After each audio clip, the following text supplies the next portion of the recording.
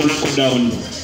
Twagala kubaza owekitiibwa President Museveni bamubuuziza nti kati bano ab'amabaala be wayogerako biri bitya n'abagamba ekyo kyaggwa mu Lunyango agamba kyawa.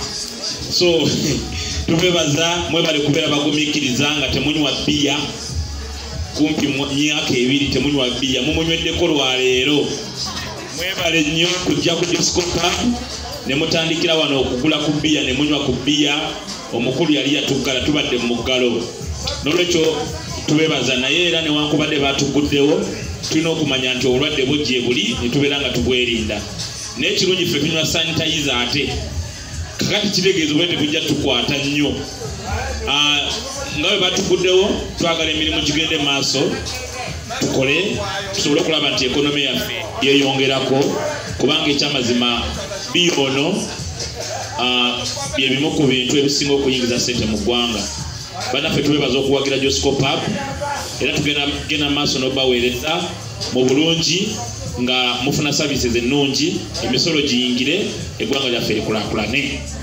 Kakati nze nga director wa Joscopap njagala bagamba nti security eri gulugulu era nga bwe mulaba ku kizimbe kuno buli kimu kyonna kye mugenda okunywa okulya buli kimu kyonna kiri clear. Tulina bawetwesa abali ku mutindo gw'ensi yonna tosuubira kufuna buzibu bwonna ng'oli ku Joscopap.